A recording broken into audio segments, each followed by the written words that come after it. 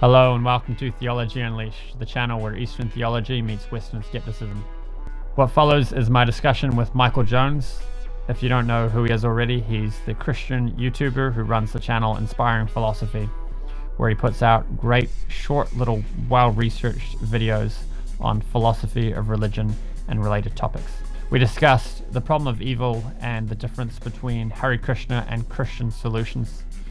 We ended up talking a fair bit about reincarnation and whether it makes philosophical sense. So, Michael, thanks for coming on. Yeah, thanks for having me. So there's a few places we could go with this. I don't know if we should start with where we agree or where we disagree.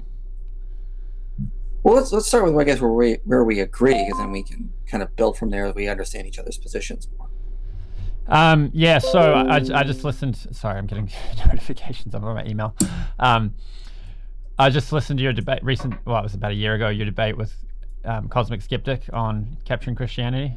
Oh, was it 2 years? I saw his upload on his channel, so maybe it was older than that.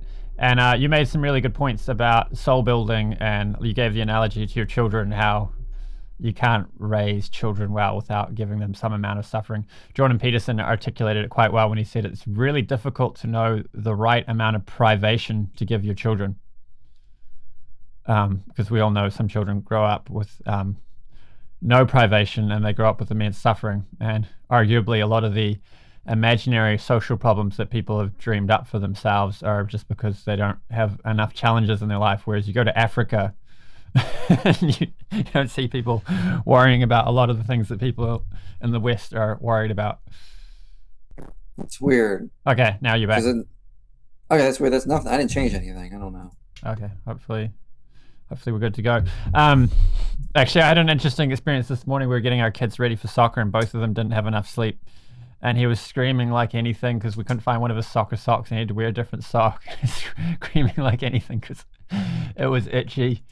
And this ties into a point you made in your debate with Cosmic Skeptic about how the suffering. Were you talking about children? How then when we grow up we realize actually that suffering was nothing, and it made me a better person. Yeah, and when it's all right, so that we can just carry on where we left off. Do you want to reply to what I was saying? Okay, yeah. It does seem that children, from our perspective, make mountains out of molehills when it comes to issues they're dealing with, like complaining about socks or the wrong food or the sandwiches cut improperly. And you can tell by looking at them, they seem to be in quite a lot of pain. But now you look back on your own childhood and things you were upset about, and it doesn't matter. You think of bullies or kids you fought with over stupid toys. You're not holding grudges at this point. And so the analogy can simply be that if that is how we experience evil as children now, when we get to eternity, we can look back on the same evil we've experienced now as in sort of the same light. Yeah, that's also a way that we explain that pure devotees, people that are absorbed in pure love of God, don't suffer because it's something like the way when you have a broken bone, but you're full of adrenaline, you don't notice the pain. It's only when the adrenaline comes out of your system that you notice. Or how like the hypothalamus regulates what sensory data you're aware of. So you're only focused on actually a very narrow range of the sensory data coming into your brain at any one time. And if somebody's like, well, what about, just think about the sensation of your socks touching your feet. You can suddenly feel it, but normally you're not aware of it. So in this way, a pure devotee who's just fully absorbed in their seeing God everywhere and feeling a sense of love for God and wanting to serve God's parts and parcels of living entities, they don't suffer as a result of this, which is a different kind of thing. So we can use that to explain why would pure devotees go through adversaries, because this is showing off their good qualities, and also they're not really suffering through it.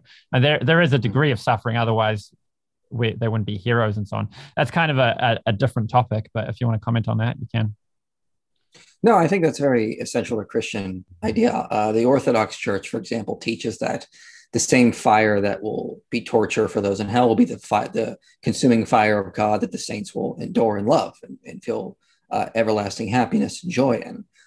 It's simply this idea that when you're within God's love, all the pain and suffering you felt before is just put into a whole perspective. C.S. Lewis uses the language of it's like a drop of pain entering an ocean of joy. You're not going to really know the difference. And that's what the glory of heaven is like. It's that ocean that just sort of consumes all pain to the point where there's nothing left.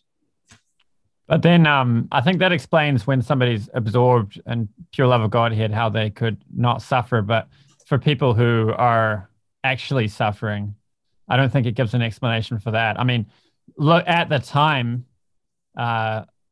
you may not realize, and later you might look back on it and say, actually, at the time, I couldn't see why this was happening to me, but now I can see that was all part of God's plan for my life, and it brought about an ultimate good.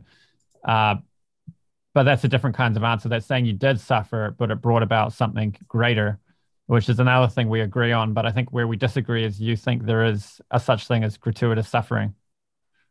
Yeah, I think my reasoning probably has to do with the idea of avoiding determinism, or this idea that everything has to happen for a reason. If that's the case, how much control does God have that he has to sort of make sure everything is sort of involved to the point where like literally everything has to have some sort of outcome or reason?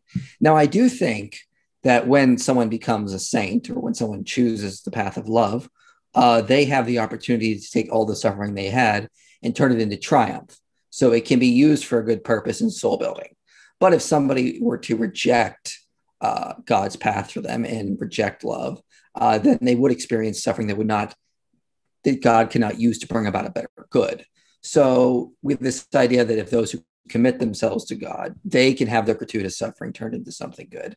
But those who do not are just going to experience it without ever getting any sort of joy or triumph over it. One way that brings me to another point, which is I think that people could be put in the situations which are what they need to learn and grow, but they can fail to rise to the occasion, which sounds a bit like what you're saying. And then the question is, well, imagine God knows that they're going to put them in this horrible situation, which is what they actually need to learn and grow, and they're going to fail to rise to the occasion.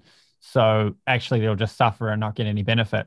As then one way I would respond to that is to bring in a kind of deontological ethics that God has a duty to give us the opportunities we need to learn and grow, even if he knows we're not going to respond to it. And an analogy I could give for this is, suppose I have a child who I know is going to fail academically. Do I just make no effort to give them an education? That doesn't seem right. It seems like as a father, I have a duty to make every effort to make sure my child gets the best head start they can, even if I know all my efforts will fail. Yeah, I agree with that. I don't think God is going to not try to give people enough chance to accept him, to turn to him. God desires none that should perish, as First Peter says. So we have that kind of idea in there. But the same idea is that if someone does reject it, that suffering they may have gone through would be gratuitous, and that it was not for any particular reason, because that they did not allow it to be used for triumph, on my view. So you would still have gratuitous suffering in there because people would still reject God's ultimate plan. This might be the heart of where we disagree, because we're getting to the problem of hell, and I guess it's all tied into one another, where we see it that there's karma and reincarnation, so we have future opportunities and future lives. So if someone doesn't take advantage of it in this life, that the suffering they have still leaves a subtle impression on their soul, which they carry with them into the next life, and that shapes their body that shapes that life, and they can then behave accordingly there. And from lifetime to lifetime, they're given the experiences and opportunities they need to learn and grow, and eventually they will take advantage of those opportunities to learn and grow. So none of it will be wasted. It'll be gratuitous in the sense that they didn't need to make those dumb decisions and suffer longer, but the suffering was what they needed to finally come around. So I think one of my disagreements would be, how would you define a soul, though? Like, what would be your definition of a soul? So this gets into a bit of metaphysics. We understand that the body is like a vehicle and the soul rides in it. So quite a lot of the personality comes from the soul. So as much as you can't explain from genetics and physiology, that's explained by the soul. So when you have identical twins who are raised in the same environments, but they're quite different people, that's explained by the soul. And Or like we've got two bed pet budgies right now, and they're just birds, right? But they've got completely different personalities. Um, yeah. So sounds like it's a more Platonic understanding of the soul. And so I think I hold to a different view of the soul, which would be more an Aristotelian view of the soul. So the Platonic view of the soul is sort of what you talked about, like this idea of riding upon the body, this sort of other substance. An Aristotelian view of the soul is more abstract. It's a combination of things like, well, this might be a little bit different than Aristotle defines it, but I'm trying to take more of Is a it like modern spin on Thomism? it. Yeah, it's like a combination of your personality, your dreams, your thoughts, your emotions, your goals, this collection of you, I guess you could say, all this stuff that makes you you. We would say that's the soul, and that evolves over time. Like you're adding new memories, always thinking, your goals change, your personality changes. So that's my definition of the soul. And the reason why I bring this up, I think it relates to the whole reincarnation thing, is that if that is the soul, and when you die, you are reincarnated in a new body, there's not much of you that would sort of move on into the next life. So it's almost like that soul, that part of you, that very essential part of you, is no longer there to learn and to continue on. So my question is what is sort of, if like me in another life did something bad, but all that, those personalities, those dispositions, those desires, they're gone at this point. I have like a whole new abstractionist soul, I guess you could say. What I don't see that as me anymore. I see this as a whole, like the old one that would have been reincarnated. So it's like a whole new soul in that sense. So what really carries on to sort of continue with the suffering, a part of the soul, on your view? Uh, just one thing as an analogy I should have given earlier, which is Prabhupada explained how the soul is. It's like the body has five senses because the soul has five senses, in a similar way to how the glove has five fingers because the hand has five fingers. We plug into the body. So in response to your point, I think examples of strange brain disorders or people who've had amnesia and then had a complete life transformation. There's one funny story. There was a cyclist, I think, who had an accident and sustained a brain injury, had complete amnesia, and the first person he met was a Hare Krishna. He's like, "Who am I?" And he's like, "Oh, I can tell you who you are. You're spirit soul, servant of Krishna." And he became a Hare Krishna devotee. And before that, he was an atheist, hard materialist. So this person had a complete transformation as a result of losing all their memories and then being given new information. Maybe you'd call it brainwashing, but we would call it giving accurate information. No, I mean, my question more is like, but then, so are you comparing it to the example of amnesia then?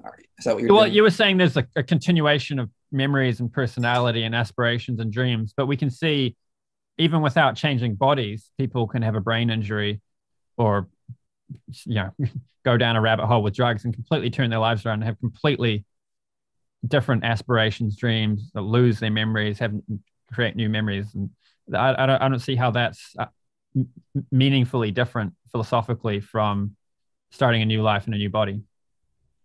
Well, I mean, my question then becomes like, how much reincarnation do you bring on to the next life? There has to be some sort of aspect of the abstractionist understanding of the soul that you would bring on. When it comes to things like amnesia, we do know that a lot of like people who go through amnesia, there is no such thing as like total amnesia where someone loses literally everything. That exists in movies, but in reality, people can lose memories. They can lose parts of their personalities. Things can change, but they don't ever lose their entirety of their personality or their entirety of their mental space. So it seems like reincarnation takes like the total amnesia view, and I'm if that's the case, it does seem like a whole new soul starts over on that view. And I just relate that to suffering. If suffering in one prior life I have to like experience in this new life, it doesn't really seem like that's justice because that was a different soul on my view.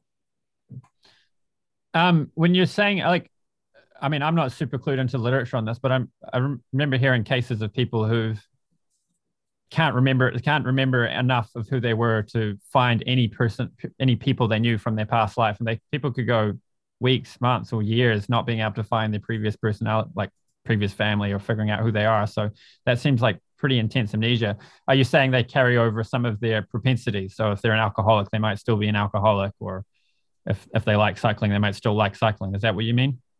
Well, for one thing, they still know how to speak. Like they don't have to relearn the Right. whole language. They don't have to relearn how to walk. There are pretty extreme cases, but they still do retain aspects of themselves, whether they're dispositions, desires. Like if, for example, if you could, cure like certain mental diseases, like I guess experiencing depression or ADHD just by giving someone amnesia, that might be more of a treatment people might actually even sign up for. But we know that a lot of those aspects of the mental life continue on even after someone experiences amnesia. And there have been cases where people have lost a lot of their memories for sure, but it's very hard to say they lose everything. Like they don't lose even basic things like how to dress themselves, how to drive. Musical talents, for example, will continue on even after amnesia. That's one of the most interesting things about a lot of the amnesia cases is that even when they're going through Alzheimer's or amnesia, they still can remember how to play the piano or the violin or something. Mm. But if you're reincarnated, I don't know of any cases where, like that sort of stuff would carry on where people can actually they have to relearn how to speak, how to language, how to walk, how to even play instruments. That is interesting what you say about the music, because it's the same with brain injuries. People with brain injuries can lose the ability to speak, but they'll still be able to sing. So this suggests there's some non-material aspect to music where it transcends the material aspects of the body or the brain. And well, with reincarnation, you'd lose all the things you could lose from a brain injury. Like people can lose the ability to speak, walk, and so many things, the ability to play instruments from a brain injury. So having a brand new brain, the brain controls the body and stores a lot of those mechanistic skills. So having a new brain means you'd have to program it again to be able to do all those things. But a soul who is really proficient at music from a previous life will learn music 10 times easier and faster. And we see that some children take up music and they're hopeless, give it up, don't like it. Other children take up music and they're instant prodigies. So they're. Are you a substance dualist or an idealist? There's definitely a dualistic aspect to it. I know a Candidatas who's a big Vaishnava scholar. He rejects this dualism thing, and I think he presents some kind of idealism. Yeah, I'm a dualist, but I'm an idealist. So the dualism I would hold to is like a dual aspect idealism. It's the idea there is mind and matter, but matter is just contingent upon mind. It's not a separate substance. Yeah, I'm not sure I fully agree with the Candidates issues with dualism. I think there's definitely a strong dualist aspect there, that the soul and the body are distinct, and like the body's like a vehicle that we occupy. But in the spiritual world, there's just pure spirit, and we still have a form like a body, but it's not material and it's not separate from who we are. It's identical with who we are. Whereas in this world, our body is different from who we are. It's like a temporary persona that we take on. Yeah, I tend to. My view is that the body is it is our manifestation in a physical reality, because I just told to idealism. So it is, when you see a person, you're experiencing what a first person conscious experience looks like from a third person experience. So it's what consciousness looks like in reality. This is your body, your more so your brain, but that's what, if consciousness is going to manifest in physical reality, it's going to take some form, and the form it takes is this.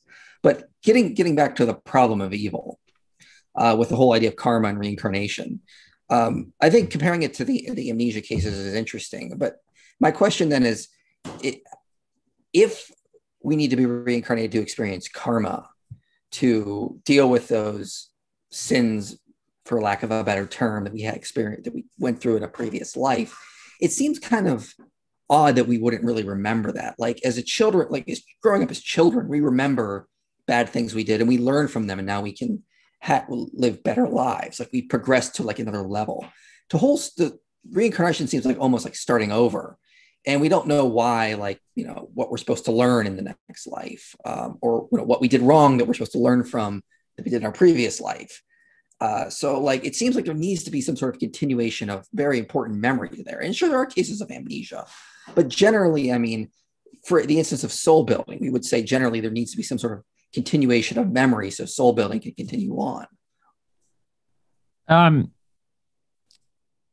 so from the converse perspective, we can gain wisdom growing up as children or as teenagers, learn valuable lessons, retain the wisdom, and completely forget how we learned that lesson.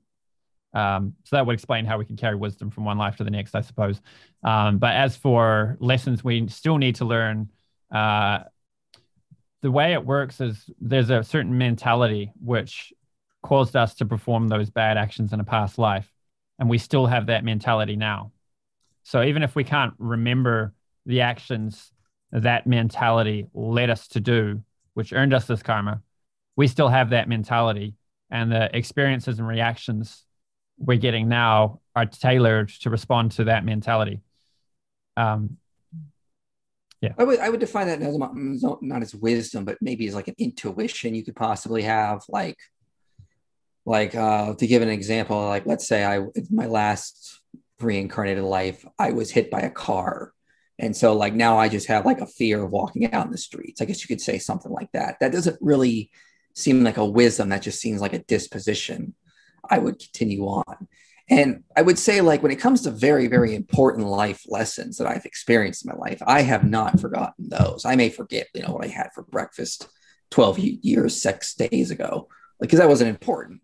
But in terms of like essential soul building qualities, I feel like those are important and need to be remembered to continue soul building, to sort of start over in a new body with a new life. It doesn't really seem like I can really continue on. I have to sort of like, it's almost like resetting the video game. Now I got to start back at level 1, and I got to start build up everything back up. If you could also wipe out my memory. I mean, I may have some sort of like intuitions or dispositions to fear certain things, or like careful about that one alleyway, a guy jumps out. But I'm not really going to have a continuation of wisdom, I guess you would say. It doesn't really seem like that's what wisdom is. Sorry, what was I going to say? There's one point I was meaning to make. I kept missing it. As for wisdom carrying over, I think, so some of those fears we carry from an experience can be an irrational phobia, so it can be blown out of proportion. I've studied a bit the documented cases of children who report memories of past lives, and the most common phobia is of water. So people who report memories of dying from drowning, they have an intense phobia of water. And often they'll grow out of it. And the theory why that is because when you're drowning, you spend a long time in the dying process. So it leaves a far deeper impression on the soul. And that's why it's more likely to turn into a phobia than other traumatic ways people might die in a previous life. I don't want to drown then. I've just learned that. Yeah, I think the most peaceful way to die is to freeze to death. You just go to sleep. I'd prefer to go in my sleep, just right out of there. But I think it is useful to call it wisdom. Like someone could, there's all sorts of examples we could come up with, but let's say somebody in their past life, they were just trying to take advantage of women at every possible opportunity, or they had 10 wives or something. And predictably, this person would be miserable. I feel like if you had 10 wives, that would be your karma you were experiencing now. Like now you got to suffer. Like, oh, now you have to deal with this. So good luck, buddy. Yeah, but somebody might think that that's the way to become happy, and they might pursue that. And then they'll figure out there's no happiness there. And then in this life, they might be like, no, I'm going to find one woman. I'm going to look after her. I'm going to be loyal. And this wisdom, we can call this wisdom, because they figured out this way is suffering. There can be so many things from past lives that we've learned. This is suffering. And then you try doing it another way and you figure out actually this brings a deep sense of satisfaction. Not like a kind of hedonism, but a kind of peace at the soul, a kind of satisfaction. I'm doing meaningful things in the world, a mode of goodness, as we would say in Krishna consciousness, happiness. So then I think that helps a little bit explain where you're coming from. I think then it sort of, my question then becomes is, this seems more like determinism than anything else, in that past experience are going to determine how you're going to be in the next life. It's not so much about rational choices, about learning from certain mistakes. It's that certain actions you perform in prior lives are going to determine how you're going to be in the next ones. So it's not so much that we have a choice per se. It seems like the universe determines us to be certain ways from life to life. And soul building for me really seems to be more focused on the rational agent learning from their mistakes, realizing they need to change, working to change, going through the struggles and getting there as hard as it can be. So take the example you gave of the man who has too many wives and he abused women in a prior life. Let's say that. If he wakes up in another life and he just has these dispositions to avoid that kind of behavior, it doesn't really seem like he has rationally been soul building, like progressing, learning from mistakes. It just seems like he experienced some really bad things, and then this next life, it forced him to be a different way. Whereas I feel like if this man, let's say, because he dies, let's say that after he dies, he accepts Christ and he goes to heaven and he goes through sanctification. He then can look back on his life here on earth and go, look at how I messed up. Look at how I hurt those people. I now know, I can now rationalize why that was wrong. And I don't want to continue that part of me to continue on. I want to sort of build through that. That seems to be more like soul building, whereas what you're describing seems more like determinism. How is that what you're getting at, or are you not a determinist? Are you, or do I have it all wrong? I wouldn't call it determinism because, I mean, a good analogy is to an airplane. So you can choose whether or not to get on an airplane or choose which airplane to get on. But once you're on that airplane, your choices are restricted. So choices we make can determine what body we take and what kind of karma we have in the next life. And they can determine courses our life takes now in ways where we have a time frame where we're restricted in our free will because of a choice we've made. I wouldn't call that determinism. I'd just say choices have consequences that can have an expiry date that's far longer than we'd like it to be sometimes, or perhaps we are happy with our choices.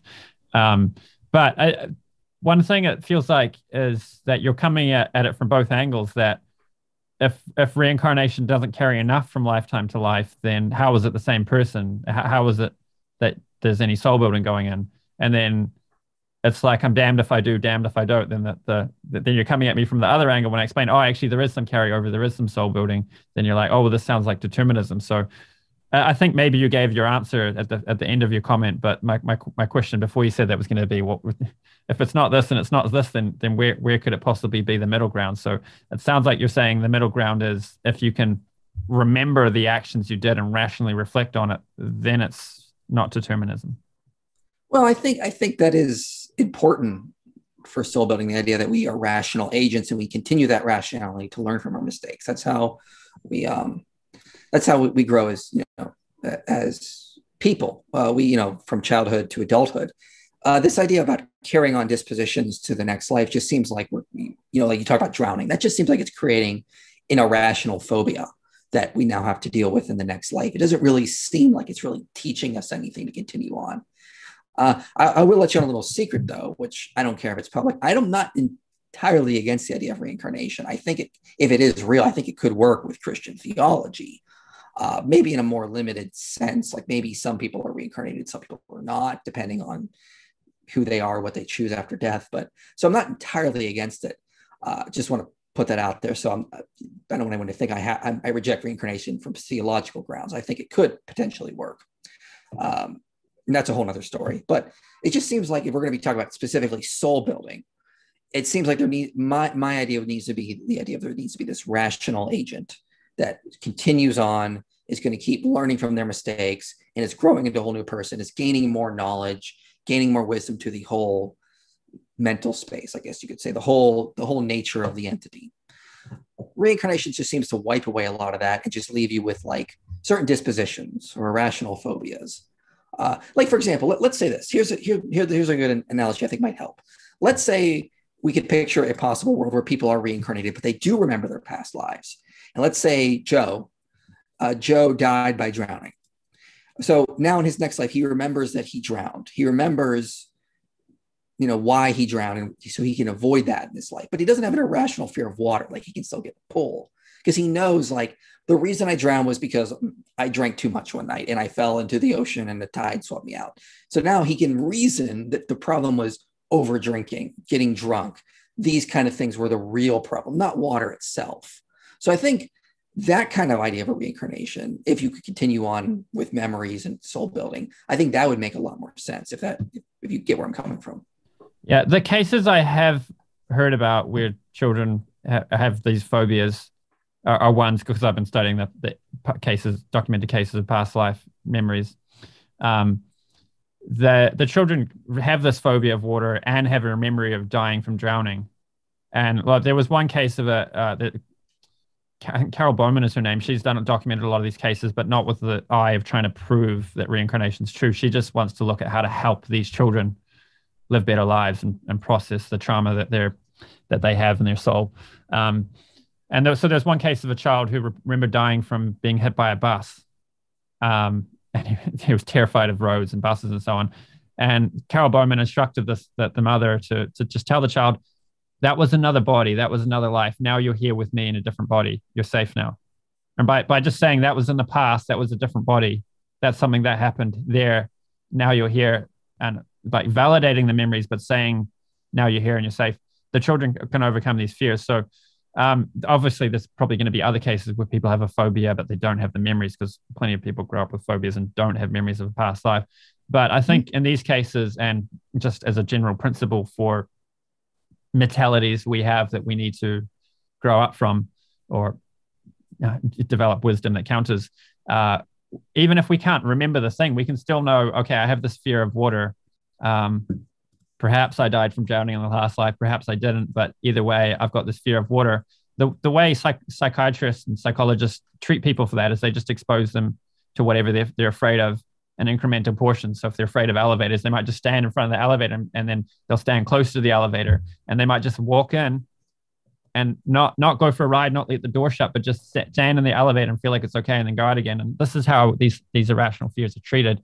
As for, well, this sounds maybe gratuitous, they're not getting any benefit from having these phobias develop. Perhaps you could say it's gratuitous, but it just seems like the way reality is built, that there's reactions, we get impressions built on our soul, and we get reactions to those, and we learn and grow. And the whole process of going through that and coming out of it is soul building. So I wouldn't say it's gratuitous. Yeah, I mean, I don't think it necessarily be gratuitous on your view. I think, though, it just what? Did you get this notification? Yeah. Okay. Apparently I never had that problem before, but okay, right. We'll just keep it on it. So what I want to say about that is that doesn't, I mean, I wouldn't say it's gratuitous, but they just seem to, like, it's not really aiding in soul building. It just seems like it's creating these irrational fears that now need to be dealt with instead of actually helping soul building, like I sort of gave earlier. So it just seems like it just sort of is more like an unnecessary stepping stone that sort of comes in there. It'd make more sense if we were reincarnated. And I'm not sure if I even believe in reincarnation, but I obviously don't, because I'm a Christian, but I think it's compatible is what I'm trying to say. But it just doesn't really seem like that's really aiding in soul building. It's just sort of hindering soul building by creating these irrational fears instead of letting wisdom and reason carry on. And you would believe in reincarnation, but so I would have been reincarnated from past lives. I don't remember anything from past life. I don't have any sort of thing, I guess I could say, I've really gotten from a past life if I've experienced them. So I don't really see how they're aiding my soul building. All my soul building, I would say, I've gotten from this life and things I've experienced here and now. And, Christians do kind of believe in this idea of a different kind of reincarnation, sort of like we wake up into the next life where we're in heaven. So it is a sort of idea that we could continue on in a new environment, in a new reality. But we will have all the memories from we had here that will help aid us in how to live there. So I think that kind of idea needs to be there for soul building to exist. So a couple of points. One is reincarnating is useful because people can get stuck in a rut. So you can have a certain ego, or people have certain expectations of you. And we know from social science that, like, they do experiments where somebody walks into a room and everyone has a certain expectation of that person, and then somebody else walks into that, and the person will behave differently based on how the audience is feeling about them. So if you have a new life, you get a new opportunity to set a new social expectation around yourself, and you can start again. So if you're that grumpy old guy that everybody hates because you've got all these bad qualities, it can be really hard to break out of that. But in a new life, you get a fresh, clean slate. And not only that, but a lot of the neural pathways that have developed that kind of lock in those bad qualities, those are gone, and you get to wire your brain again from scratch in a new situation. Like that's an interesting way to put it. And I think that might work for people that are not actually soul building, like they're actually stuck in a rut. But for those of us that are soul building, that are trying to experience sanctification or try to grow in virtue, it doesn't, I feel as though reincarnation, you could say, is helpful for those who are in a rut, but it doesn't really help those. It's more as a hindrance for those that are trying to actually grow. So think of like Martin Luther King Jr. or Mother Teresa. Like, what do they start all over, and now they're in a bad life, and like everything they learned in the previous life is now just gone. It doesn't seem like it really helps those growing, but I guess you could say it could help those that are stuck in a rut. I'm sure there's many Christian examples of this too, but we've got examples in our acharyas of people who we understand to be Nitya siddhas, eternally liberated, and they take birth to come on mercy missions, basically. And from birth, they're incredible personalities. Like Bhaktisiddhanta Saraswati Thakur, by the age of 10 or 12, he'd written a treatise on astrology. And like he'd done like serious work on astronomy. And then like he just had incredible knowledge. He didn't pay any attention in school. He just worked on other things. And the teacher challenged him on it. And then he demonstrated that he knew everything the teacher was teaching. And then the teacher left him alone after that. So you get cases like this of people who are carrying with them incredible amounts of wisdom and good qualities from previous lives or from some previous existence in the spiritual world. Well, I don't know those cases specifically, so I can't really comment on them. You must have Christian examples of great saints who just from day one, they were super saintly and full of good qualities. Yeah, I mean, but there seems to be like, there are childhood prodigies. There are children that sort of just more advanced, their brains grow faster, or they develop quicker. I don't know that necessarily. So we would attribute that to people saying that. Yeah, we don't have examples of them saying, well, I got this in a previous life. And I would say for the vast majority of people alive, we don't really have that kind of thing. We don't have that special knowledge. Like if I was a really good person in my past life, well, I don't have any continual soul building I can learn from that now. No, but the good qualities that were developed continue on. And we can see that in examples of children who start out full of good qualities. Yeah, I mean, you can see children with good qualities. I just feel like that just seems like they've created dispositions that are going to set them up for the right, to do right things in the next life. That's not soul building, in my view. That's creating either irrational phobias or helpful dispositions. But so it's not so much the idea. What's soul building if it's not creating helpful dispositions in the soul? Well, that is a part of it, but that's only like one aspect of the whole thing. It's about becoming a more wise, rational agent over time. It's about growing into becoming like, we call it theosis in Christianity, or sanctification. It's about you becoming conforming to the image of his son, or conforming to the image of Christ. You continue on. And so C.S. Lewis talks about this idea of becoming basically almost like gods ourselves, not like the creator, but sons of gods in the sense that we are divine beings that have ascended beyond even the angels in that sense.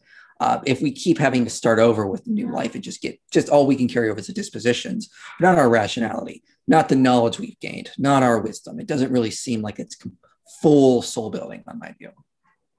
Well, I would call that wisdom. So, I mean, perhaps Saint Francis is an example. Was he a child prodigy? It's been a long time since I heard his life story. I've not read it recently. I remember I've read Saint Francis when I was studying Crusades and stuff, but not recently. Right. But yeah, I mean, we can all think of examples of child prodigies, and I would call that wisdom. Like that teenager that doesn't go through all the horrible things normal teenagers go through of trying to fit in and getting drunk at all the parties and suffering and chasing all those hedonistic things and suffering. That the child that's just like, no, that's more important things to do. There's like, I want to focus on these things. I want to have my relationship right with God, or whatever good things they focus on. Why not think that's wisdom carried over from a past life? Well, I think wisdom is more about like knowing certain metaphysical truths, for example. What you're describing seems more like dispositions, like they just sort of have us act a certain way, even though we can't fully explain it. But wisdom seems to more be like, rationality seems more like, I know this is wrong. I know I shouldn't do it. And I know why, because I have experience of when I've tried it and failed. But having a certain disposition, like, like you could say, like, I have a disposition to not overdrink because I have a family history of people who have drank too much. So I enjoy whiskey and beer, but I do not ever drink too much. I drink a couple nights a week, but I'm not going to, get wasted, I guess you could say. But I know why, because it's my wisdom that I get from my family history, watching like my grandfather fail at that, something like that. That seems to be different than just having a disposition. Something that might be useful is to talk about this idea that knowledge, that like in different states, different aspects can come out. So when you're a child, you're in a different brain state. When you're a little older, you're in a different brain state. And then adults are in a different brain state. And so there's different parts of our personality that we access at those different times. So the child is accessing a limited amount of their personality. And as they grow up, there's more they're accessing, or at least different things. So even though we start out without having all our rational faculties fully operational, we're learning basic things. There's a soul building aspect of learning those basic things, so that it's useful to go through those experiences. But then when we become teenagers and develop into adults, then we can access the full breadth, or at least a greater breadth of our good and bad qualities from past lives and our rationality. And to give some more examples of this, there's many stories of people who became Hare Krishnas, that they were searching for God their whole life. Maybe they were Jewish, maybe they were Christian. And they studied in that tradition. They believed in God. They were faithful. And then as soon as they heard the Krishna conscious teachings, as soon as they read Bhagavad Gita, they're like, I know this in my soul. I've heard this before, kind of thing, maybe from a past life. But now I've got the words for it. Now I'm hearing an articulation of it. So something that they knew in their soul is put to words, and it adds another kind of awareness to it. But it's waking up something that was already dormant. And not to compare myself to other people who carry good qualities with them from a past life, but my experience, I grew up a Christian, and then when I was 16, I became disappointed with philosophy, and 21 met the devotees, became a Hare Krishna. But I was in an Anglican church that was somewhat watered down, so they weren't maybe explaining things properly. But my understanding of Christianity at the time was extremely compatible with what is taught by Bhagavad Gita, with what we learn as Hare Krishnas. And looking back on it, I think the best explanation was from that, as I was carrying an understanding in my soul from a past life of having been a Hare Krishna. And then when I looked at Christianity, I kind of filtered it through that lens of what I guess. Yeah, sorry about that. I don't know what's going on. I think Zoom, it used to be free for unlimited time if you only had 2 participants. They must have changed that. Yeah, I don't remember this at all last time I used it. That's weird. So you don't have a paid Zoom account?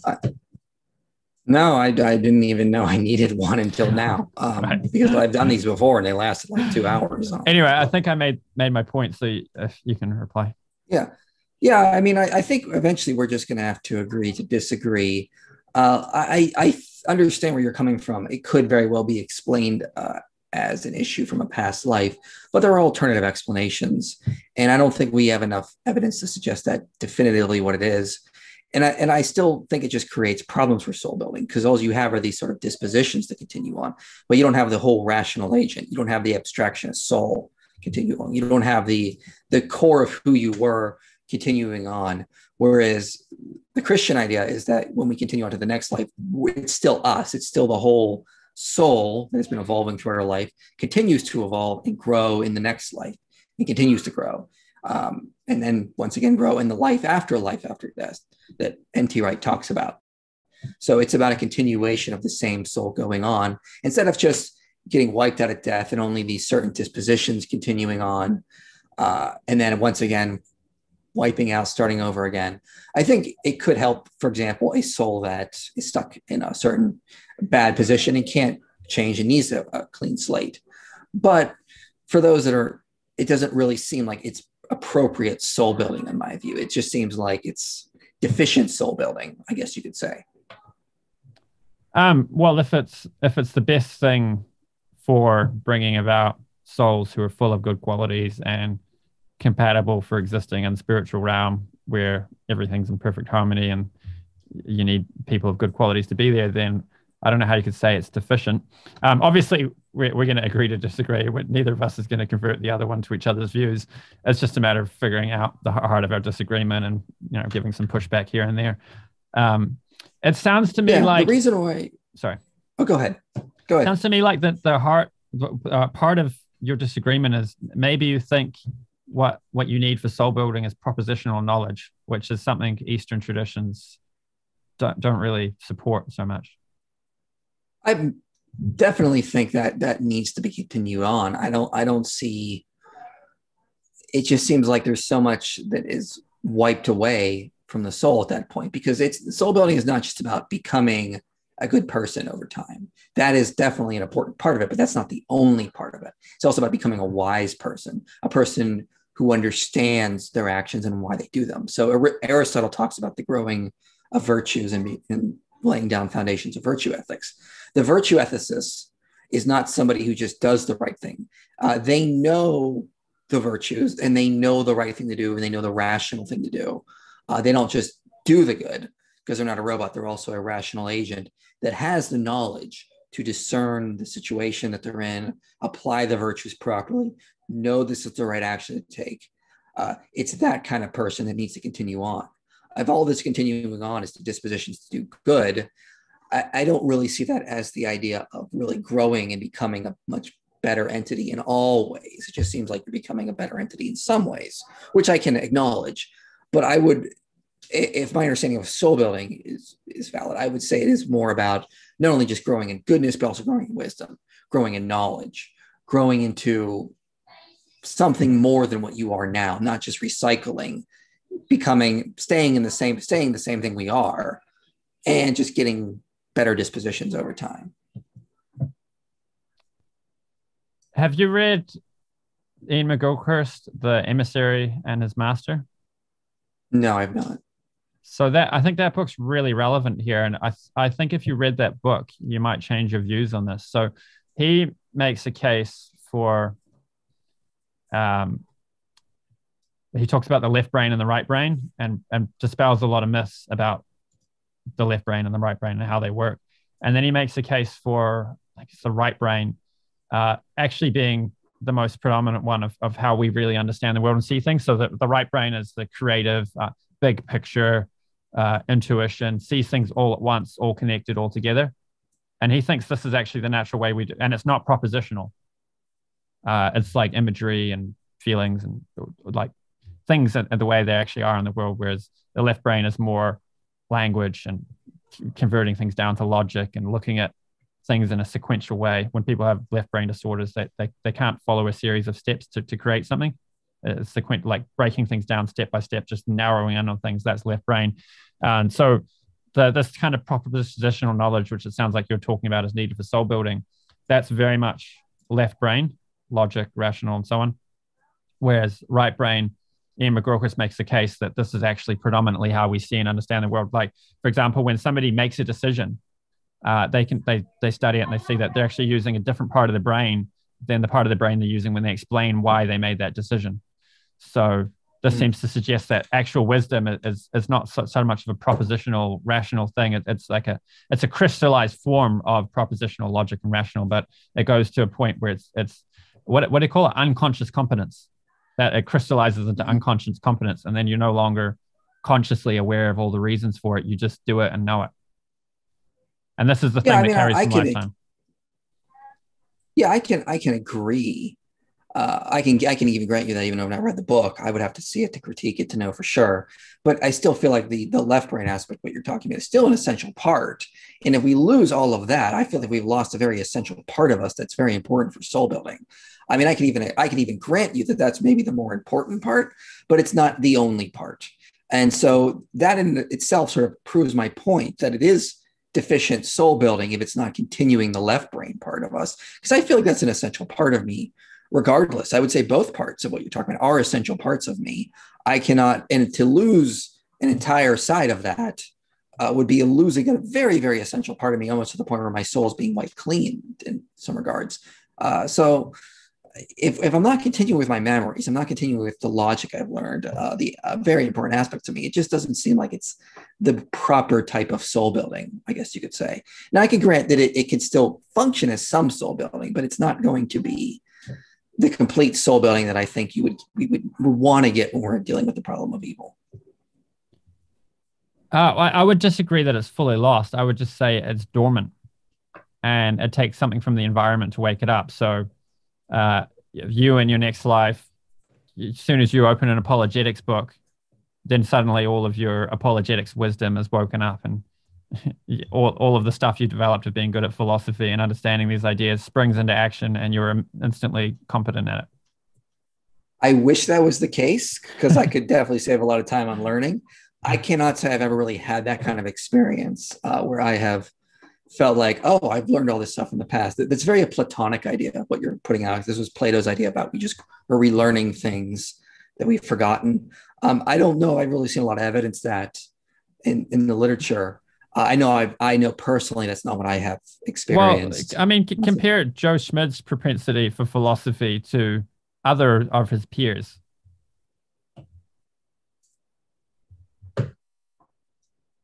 Not sure what you're getting at. So Joe Schmidt might be a good example of someone who's done philosophy in a past life because at such a young age, he's so incredibly competent at it. Other people at the same age maybe are putting in the same amount of effort but aren't as competent. I mean, I feel like there are simpler explanations of that we simply know that some people just develop faster or are just more prone to do certain things.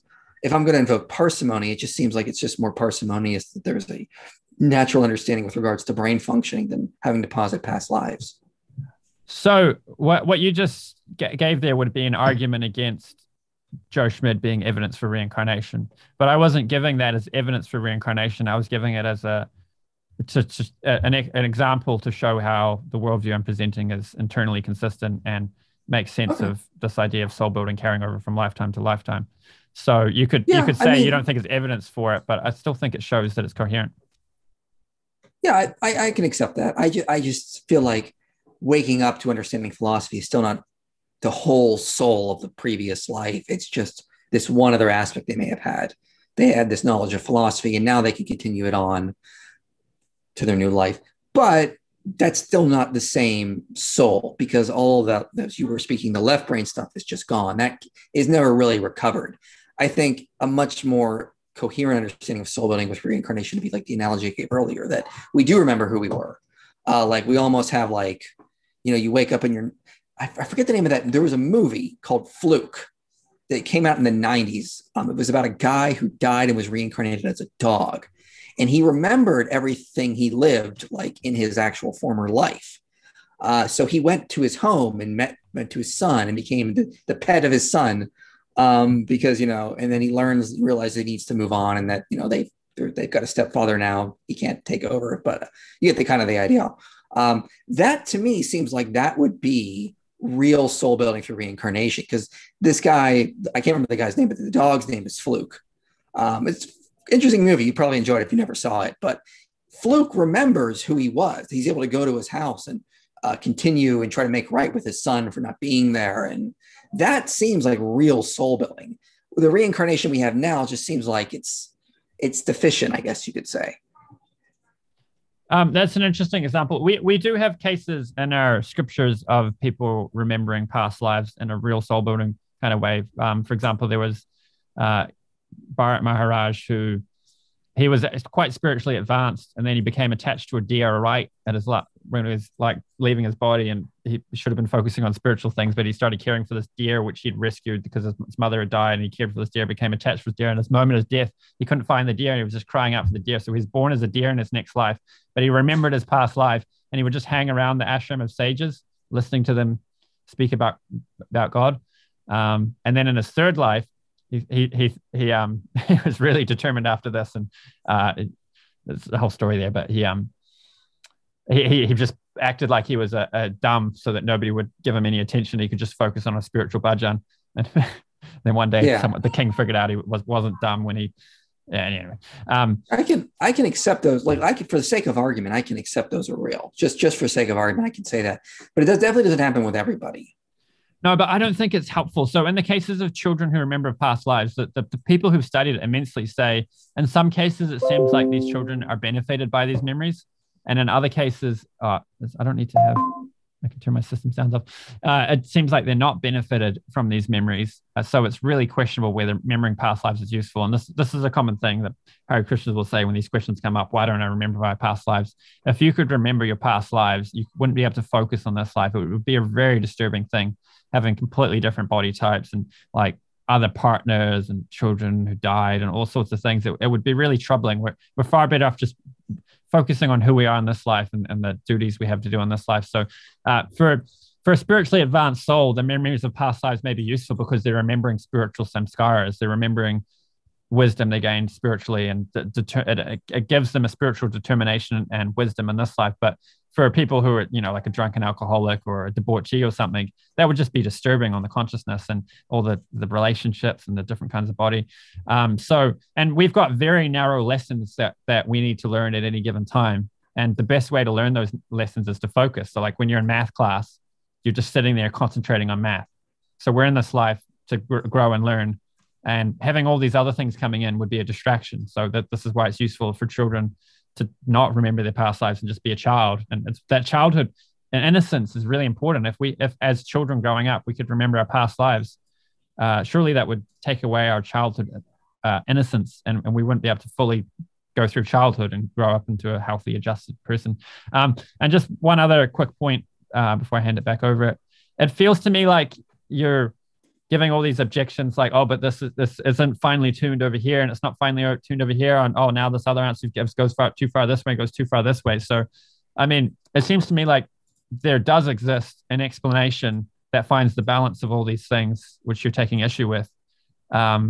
So perhaps your objections are kind of just pushing us around to find that balance rather than actually an in principle objection to the idea I'm presenting. Well, I think it's deficient. I mean, there's problems in this way. If you try to fix it this way, it's going to be deficient in those ways. If you try to fix it the other way, it's going to be deficient in another way.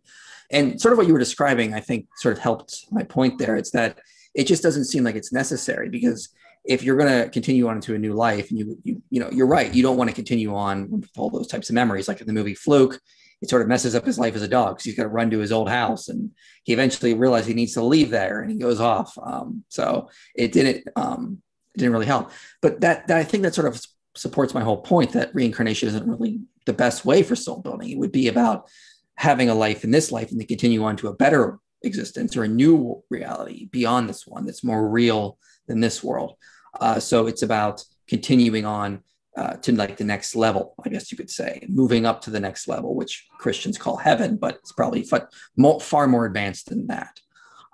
It just doesn't seem like reincarnation is really I would say the best way to do soul building. I'd say a more idea of continuing on to in an afterlife setting would be a much more efficient way for soul building, where you don't have these deficiencies. You and then can continue on with what the knowledge you've learned, with the rationality you have, with the dispositions you gained, instead of having to reset every time. I think continue on of a more non-earthly existence makes more sense in the idea of soul building. I think it might be useful for me to push back on the alternative now, which would be whatever Christian view you hold to. Sure. I don't have much time left, but yeah. Right. So just quickly, do you believe in a kind of purgatory, and do you believe in annihilationism, eternal conscious torment, or? I hold to some form of purgatory and more of annihilationist. Right. So it seems like I have this idea that a soul is innately good and oriented towards the good, and we choose bad things because we're not smart enough, and eventually we'll figure out that we can be mistaken about what the good is or how to get it, but not eternally. Sooner or later, we figure it out and we make the right choices. So given enough time, we think reincarnation and karma is the best way to do that. We'll all make the right choices. So this is universalism. So anything that can result in universalism is going to be better than annihilationism, because being destroyed, it's like murder. Or one way I like to characterize it kind of jokingly is cosmic eugenics, that instead of destroying those genes from the population which aren't wanted, God is destroying those souls from the population which aren't wanted. This doesn't seem to value the soul much. I think you can't hold that view if you want to have an idea of a soul as being innately divine, innately good. And if you don't think the soul is innately divine or good, then how can we possibly have a relationship with God? We need to have something related to God in us in order for us to be able to connect with God at all. Well, I don't think God annihilates souls. That's my view. It's not so much that God annihilates souls. It's that if they reject God, they go out into what we call hell. And the more they move away from God, the more they annihilate themselves. God would never annihilate a soul because he is life, he is love. He will help them grow. But if they reject him, that is their free choice. And the more they move away from God, who is life, the more they annihilate their own life. That is my view. It's not so much that God is going to do it for them. Yeah, I mean, we could have a lot of back and forth on that, but just to keep it related to the subject we've been discussing, it seems to me that annihilation is a bad thing. It would be better if all souls were united with God eventually. I would love that. And so I'm a hopeful universalist. So even if you could show me that annihilation is wrong, I would just be happy and move to, universalism, and then everything would be okay on that view. So I think, and as for purgatory, I mean, I don't think you'd feign to know what purgatory would look like, would you? No, I wouldn't know. And it's more of like, from my view, it's more like a continuation of sanctification. It's like the idea that when we die, we don't magically become perfect. We have to continue on through sanctification. Yeah. So I think, I mean, I've never heard a Christian describe in any detail what purgatory looks like. In Krishna consciousness, we have this explanation of this world, which is basically seems to match up with what Christians would mean by purgatory. So it gives meaning to this world. I guess another objection here would be the gratuitous earthly life objection. I think it's called that in the literature, which is if the I can't remember how it's framed exactly, but the way I word it is if you could waste this lifetime, like there's the, I don't know if you think that Christian idea that William Lane Craig defends, that at the end of your lifetime you can be presented the gospel and choose whether to accept it or not, even if you weren't a Christian in your life. This seems to mean that your whole life is of developing as a Christian, or whatever you did with your life, doesn't matter what you did with it, because you can just choose to accept God later on, which means all of that suffering went through in our lifetime may have been for no purpose. We could have just started our existence and been offered the gospel and chosen to accept it or not. Why go through earthly life? And if earthly life is something you can fail at or exceed at, then it would make sense that you can have a do-over. Anything that is intrinsically beneficial that you could fail at, an all-loving God would give you a future opportunity at. Well, I mean, we don't look at the idea that it's a wasted life for somebody who accepted the gospel late. I mean, a lot of people who have experienced real hardcore suffering said that has what opened them to the gospel. Some of it is like that kind of suffering has used them to bring them closer to God. So we can still look at souls as being brought closer to God, even if they've not accepted Christ totally yet. So I don't think that really necessarily applies. Yeah. Back on the whether there is deficiencies in the soul building model of karma and reincarnation. I mean, it seems to me like you accepted the example of the debauchee who's reincarnated and it can't remember their sinful life, that they would be better off for it. Is that right? Not sure what you mean, but I probably got about 5 more minutes, just so you know. So memories of past, I mean, in some cases, remembering your past life is not going to be beneficial because it's going to remind you of a sinful propensity and it might lock you into that. So why not think of us all as sinners who our memories of our past lives would not be beneficial and we're better off starting with a clean slate? Why not just lump us all in that category? Well, I mean, I don't feel like I can only speak of my own experience, but I don't feel like I'd want to forget this life. I feel like I feel like if I were to start all over in a whole new body, it would not be me anymore. This soul that I am now, this personality would be gone. It would be annihilated, I guess you could say. It doesn't really seem like it would be me continuing on. And quite frankly, I would like to continue on. I don't want certain dispositions of me to continue on in a whole new soul. Now, again, remember, I define soul in the Aristotelian view. So I don't think that would be me continuing on. I just feel like I'm creating dispositions for someone else to continue on. And quite frankly, I mean, I would like to continue on. I can think of like a sci-fi movie where like somebody in these sci-fi movies, like they make other bodies for themselves. And so they like download their consciousness onto like a computer. And then if they die, they get re-uploaded in a whole new body. Well, if I were to do that now, if I were to take my consciousness and download it on like a hard drive, and then I die 5 minutes later, I am dead. There's a copy of me that gets to come back, but it's no longer me. Likewise, that seems kind of what's happening with this reincarnation thing. It's this person and this soul I'm building now, who I identify as myself, is not going to be there. I'm just setting up dispositions for another soul to take them on eventually. So I gave the analogy earlier to like learning math and you forget everything else. So it's useful when you're studying to forget everything else and just focus on what you're studying.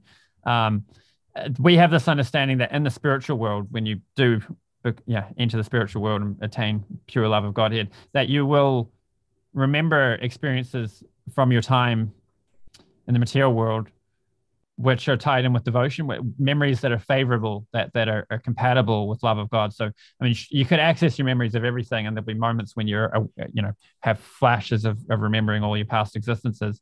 But when you're focused on loving God, you're only going to remember those things which are related to your love of God. So if you're doing things in this lifetime which are connecting with God deeply, then when you enter heaven, you can remember those things.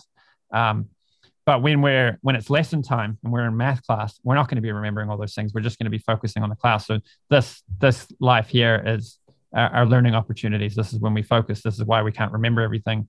And then just one final point, and then we can wrap it up shortly, is I think a kind of skeptical theism is probably useful here. I mean, I don't think we can feign to know how God would best go about elevating souls and building souls. So if God knows best, so if God were to come down and say, to tell you, if you knew it was God talking, and say, yeah, actually, there's lots of ways it could be done, but those ways aren't better. The best way to do it is karma and reincarnation. This is why I've done it. Then we'd have to invoke a little skeptical theism. I'll say, okay, that's how you're doing it. I'm some little fool in the material world. I don't understand. God knows, and this is how God's doing things. So I don't think we can really know what the best way for God to enact purgatory is. And it seems to me that karma and reincarnation is a perfectly plausible way to go about it. Yeah, I mean, we'll probably just agree to disagree, but yeah, it's just the way it is. Cool. We can wrap it up there. Do you want to make any final points? I'd promote your YouTube channel, but I don't. No, I think we can end it there. I got to get going soon, but I appreciate the conversation. Cool. Yeah. Thank you. Great to chat.